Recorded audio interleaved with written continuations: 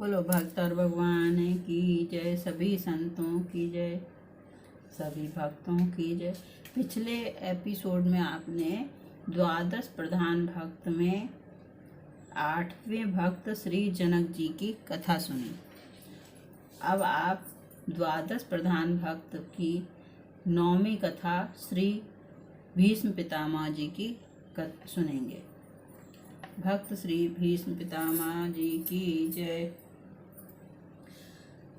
भीष्म जी माता सत्यवती से कहते हैं, मैं त्रिलोकी का राज्य छोड़ सकता हूँ, देवताओं का राज्य भी छोड़ सकता हूँ और जो इन दोनों से अधिक है उसे भी छोड़ सकता हूँ, पर सत्य कभी नहीं छोड़ सकता। संत शिरोमणि पितामह भीष्म महाराज शांतनु के औरस पुत्र थे और गंगा देवी के गर्भ से उत्पन्न हुए थे। वशिष्ठ ऋषि के शाप से 8 वसुओं ने मनुष्य योनि में अवतार लिया था, जिनमें 7 को तो गंगा जी ने जन्म लेते ही जल के प्रवाह में बहाकर शाप से छुड़ा दिया, परंतु धौ नामक वसु के अंशावतार भीष्म को राजा शांतनु ने रख लिया।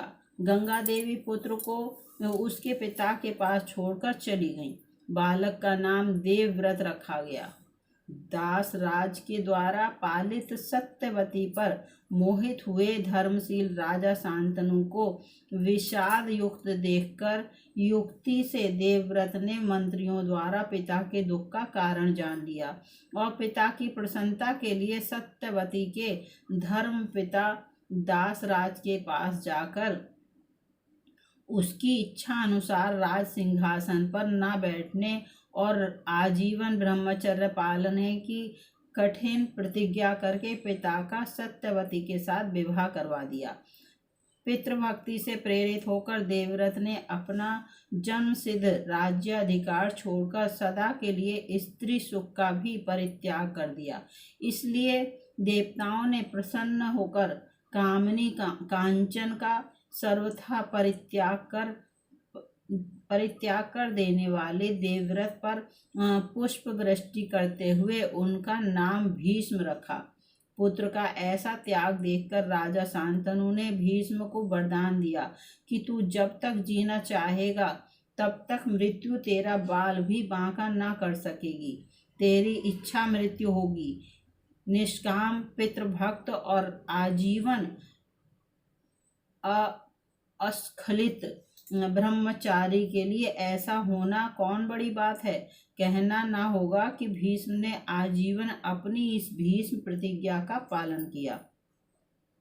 भीष्म जी बड़े ही वीर योद्धा थे और उनमें वीरता, तेज, धैर्य, कुशलता, युद्ध से कभी न हटना, दान और ऐश्वर्य भाव, ये सभी क्षत्रियोचित गुण प्रकट थे। वीर मूर्ति क्षत्रिय कुल संहारक परशुराम जी से इन्होंने शस्त्र विद्या सीखी थी। जिस समय परशुराम जी ने भीष्म जी से यह आग्रह किया कि तुम काशी राज की कन्या अंबा से विवाह कर लो, उस समय भीष्म जी ने ऐसा करने से बिल्कुल इनकार कर दिया और बड़ी नम्रता से गुरु का सम्मान करते हुए अपनी स्वाभाविक सूरता और तेज भरे शब्दों में कहा, भय, दया, धन के लोभ और कामना से मैं कभी छात्र धर्म का त्याग नहीं कर सकता। यह मेरा सदा का व्रत है। परशुराम जी को बहुत कुछ समझाने पर भी जब वे नहीं माने और इन्हें धमकाने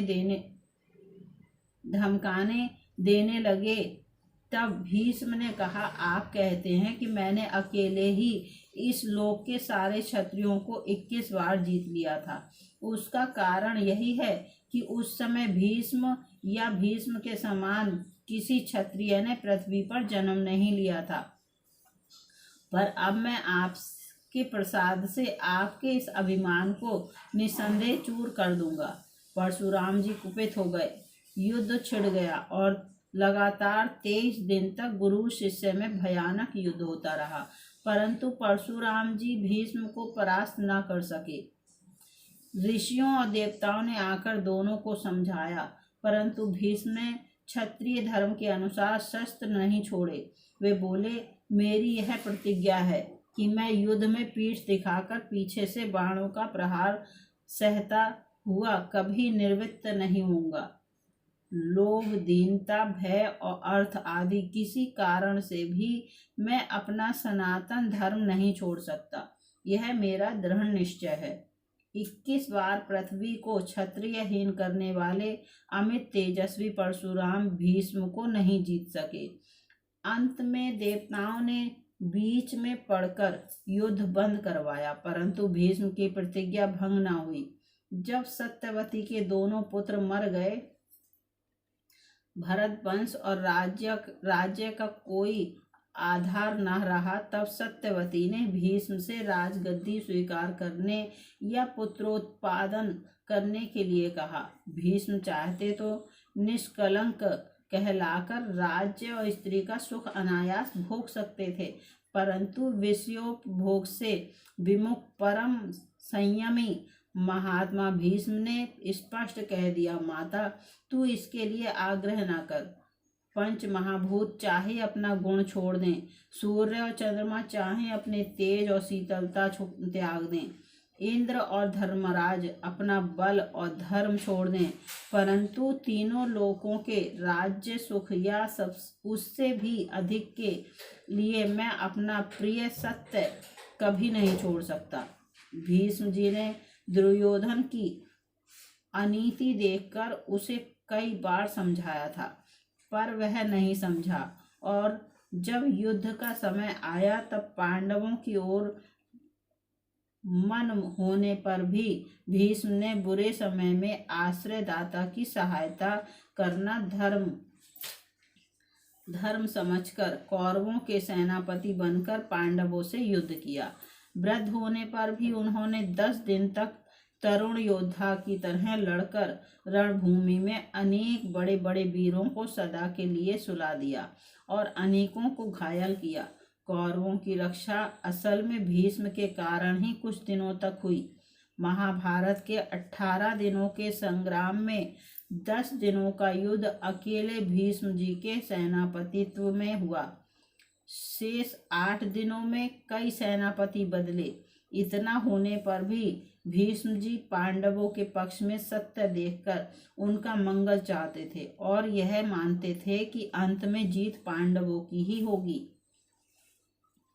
भीष्म जी ज्ञानी, दृढ़ प्रतिज्ञ, धर्मविद, सत्यवादी, विद्वान, राजनीतिक,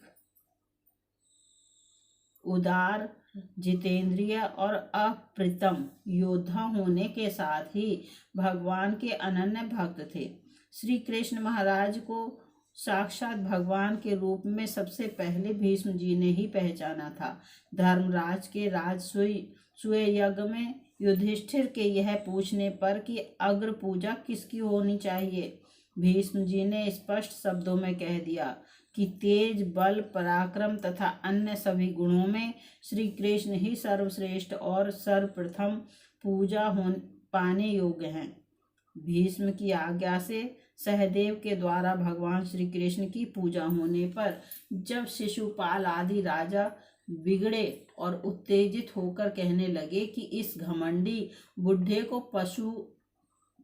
पशु की तरह काट डालो या इसे खौलते हुए तेल की कढ़ाई में डाल दो, तब भीष्म ने कुछ भी न घबराकर स्वाभाविक तेज से तमक कर कहा, हम जानते हैं श्री कृष्ण ही समस्त लोकों की उत्पत्ति और विनाश के कारण हैं। इन्हीं के द्वारा यह चराचर विश्व रचा गया है। यही अव्यक्त प्रकृति कर्ता सर्वभूतों से परे सनातन ब्रह्म है। यही सबसे बड़े पूजनीय हैं और जगत के सारे सद्गुण इन्हीं में प्रतिष्ठित हैं। सब राजाओं का मान मर्दन कर हमने श्री कृष्ण की अग्र पूजा की है। जिसे यह मान्य न हो वह श्री कृष्ण के साथ युद्ध करने को तैयार हो जाए। श्री कृष्ण सबसे बड़े हैं, सबके गुरु हैं, सबके बंधु हैं और सब राजाओं से पराक्रम में श्रेष्ठ हैं। इनकी अग्र पूजा जिन्हें अच्छी नहीं लगती, उन मूर्खों को क्या समझाया जाए। यज्ञ में विघ्न की संभावना देखकर जब धर्मराज ने भीष्म से यज्ञ रक्षा का उपाय पूछा, तब भीष्म ने दृढ़ निश्चय के साथ कह दिया, युधिष्ठिर, तुम इसकी चिंता ना करो। शिशुपाल की खबर श्री कृष्ण आप ही ले लेंगे। अंत में शिशुपाल के 100 अपराध पूरे होने पर भगवान श्री कृष्ण ने वहीं उसे चक्र से मारकर अपने में मिला लिया। महाभारत युद्ध में भगवान श्री कृष्ण शस्त्र ग्रहण न करने की प्रतिज्ञा करके सम्मिलित हुए थे। वे अपनी भक्त वत्सलता के कारण सखा भक्त अर्जुन का रथ हाँकने का काम कर रहे थे। एक बार भीष्म ने दुर्योधन के कहने सुनने पर 5 पांडवों को 5 बाणों से मारने की प्रतिज्ञा की। भगवान ने कौशल से भीष्म की यह प्रतिज्ञा भंग करवा दी। तब भगवान श्री कृष्ण की ही शपथ करके उन्हीं के बल पर भीष्म ने यह प्रतिज्ञा की कि मैं कल भगवान को शस्त्र ग्रहण करवा दूंगा। भीष्म के प्राण की रक्षा के लिए दूसरे दिन भक्तवत्सल भगवान को अपनी प्रतिज्ञा तोड़नी पड़ी। जगतपति पीताम्बरधारी वासुदेव श्री कृष्ण बार बार सिंहनाद करते हुए हाथ में रथ का टूटा चक्का लेकर भीष्म की ओर ऐसे दौड़े जैसे वनराज सिंह गरजते हुए विशाल गजराज की ओर दौड़ता है। भगवान का पीला दुपट्टा कंधे से गिर पड़ा। पृथ्वी कांपने लगी। सेना में चारों ओर से भीष्म मारे गए की आवाज आने लगी। परंतु इस समय भीष्म को जो असीम आनंद था, उसका वर्णन करना सामर्थ्य के बाहर की बात है। भगवान की भक्त वत्सलता पर मुग्ध हुए भीष्म उनका स्वागत करते हुए बोले, हे पुंडरीकाक्ष, आओ आओ, हे देव देव, तुमको मेरा नमस्कार है। हे पुरुषोत्तम, आज इस युद्ध में तुम मेरा वध करो। हे परमात्मन, हे कृष्ण, हे निष्पाप, हे गोविंद, तुम्हारे हाथ से युद्ध में मरने पर मेरा अवश्य ही सब प्रकार से परम कल्याण होगा। मैं आज त्रिलोक्य में सम्मानित हूँ। हे पाप रहित, मुझ पर तुम युद्ध में इच्छा अनुसार प्रहार करो, मैं तुम्हारा दास हूँ। अर्जुन ने पीछे से दौड़कर भगवान के पैर पकड़ लिए और उन्हें बड़ी मुश्किल से लौटाया। अंत में शिखंडी के सामने बाण न चलाने के कारण अर्जुन के बाणों से बिंधकर भीष्म सरसैया पर गिर पड़े। भीष्म वीरोचित सैया पर सोए थे। उनके सारे शरीर में बाण बिंधे थे, केवल सिर नीचे लटकता था। उन्होंने तकिया मांगा। दुर्योधन नादी नरम नरम तकिया लाने लगे। भीष्म ने अंत में अर्जुन से कहा, वत्स, मेरे योग्य तकिया तो अर्जुन के शोक रोककर 3 बाण उनके मस्तक में नीचे इस तरह मारे कि सिर तो ऊंचा हो उठ गया और वे बाण तकिया का काम करने लगे। इससे भीष्म बड़े प्रसन्न हुए और बोले, हे पुत्र अर्जुन, तुमने मेरे रणसैया के योग्य ही तकिया देकर मुझे प्रसन्न कर लिया। यदि तुम मेरी बात न समझकर दूसरी तकिया देते तो मैं नाराज होकर तुम्हें शाप दे देता। शास्त्र धर्म में दृढ़ रहने वाले क्षत्रियों को रणांगन में प्राण त्याग करने के लिए इसी प्रकार की बाणसैया पर होना चाहिए। भीष्म जी सरसैया पर बाणों से घायल पड़े थे। यह देखकर अनेक कुशल शस्त्र वैद्य बुलाए गए कि वे बाण निकालकर मरहम पट्टी करके घाव को ठीक करें, पर अपने ईष्ट देव भगवान श्री कृष्ण को सामने देखते हुए मृत्यु की प्रतीक्षा में वीर सैया पर शांति से सोए हुए भीष्म जी ने कुछ भी इलाज न कराकर वैद्यों को सम्मान पूर्वक लौटा दिया। धन्य वीरता, धन्य वीरता धीरता। 8 दिन के बाद युद्ध समाप्त हो गया। धर्मराज का राज्याभिषेक हुआ। एक दिन युधिष्ठिर भगवान श्री कृष्ण के पास गए और दोनों हाथ जोड़कर पलंग के पास खड़े हो गए। प्रणाम करके मुस्कुराते हुए युधिष्ठिर जी ने भगवान से कुशल क्षेम पूछी, परंतु उनके प्रश्न का कोई उत्तर नहीं मिला। भगवान को इतना ध्यान मग्न देखकर धर्मराज बोले, प्रभु आप किसका ध्यान करते हैं? मुझे बतलाइए, मैं आपके शरणागत हूँ। भगवान ने उत्तर दिया, धर्मराज, सरसैया पर सोए हुए नरशार्दुल भीष्म मेरा ध्यान कर रहे थे। उन्होंने मुझे स्मरण किया था, इसलिए मैं भी भीष्म का ध्यान कर रहा था। भाई, इस समय मैं मन द्वारा भीष्म के पास गया था। फिर भगवान ने कहा, युधिष्ठिर, वेद और धर्म के सर्वोपरि ज्ञाता, नैष्ठिक ब्रह्मचारी, महान अनुभवी कुरुकुल सूर्य पितामह के अस्त होते ही जगत का ज्ञान सूर्य भी निस्तेज हो जाएगा। अतएव वहां चलकर कुछ उपदेश ग्रहण करना हो तो कर लो। युधिष्ठिर श्री कृष्ण महाराज को साथ लेकर भीष्म के पास गए। बड़े बड़े ब्रह्मवेत्ता ऋषि मुनि वहां उपस्थित थे। भीष्म ने भगवान को देखकर प्रणाम और स्तवन किया। श्री कृष्ण ने भीष्म से कहा, उत्तरायण आने में अभी 30 दिन की देर है। इतने में आपने धर्मशास्त्र का जो ज्ञान संपादन किया है वह युधिष्ठिर को सुनाकर इनके शोक को दूर कीजिए। भीष्म ने कहा, प्रभु, मेरा शरीर बाणों के घाव से व्याकुल हो रहा है। मन बुद्धि चंचल है, बोलने की शक्ति नहीं है, बारंबार मूर्छा आती है। केवल आपकी कृपा से ही अब तक जी रहा हूँ। फिर आप जगत गुरु के सामने मैं शिष्य यदि कुछ कहूँ तो वह भी अविनय ही है। मुझसे बोला नहीं जाता, क्षमा करें। प्रेम से छलकती हुई आंखों से भगवान गदगद होकर बोले, भीष्म, तुम्हारी गिलानी, मूर्छा, दाह, व्यथा, क्षुधा, क्लेश और मोह सब मेरी कृपा से अभी नष्ट हो जाएंगे। तुम्हारे अंतःकरण में सब प्रकार के ज्ञान की स्फुरना होगी। तुम्हारी बुद्धि निश्चयात्मिकता का हो जाएगी। तुम्हारा मन नित्य सत्व गुण में स्थिर हो जाएगा। तुम धर्म या जिस किसी भी विद्या का चिंतन करोगे उसी को तुम्हारी बुद्धि बताने लगेगी। श्री कृष्ण ने फिर कहा, मैं स्वयं उपदेश ना करके तुमसे इसलिए करवाता हूँ कि जिससे मेरे भक्त की कीर्ति और यश बढ़े। भगवत प्रसाद से भीम के शरीर की सारी वेदनाएं उसी समय नष्ट हो गईं। उनका अंतःकरण सावधान और बुद्धि सर्वथा जागृत हो गई।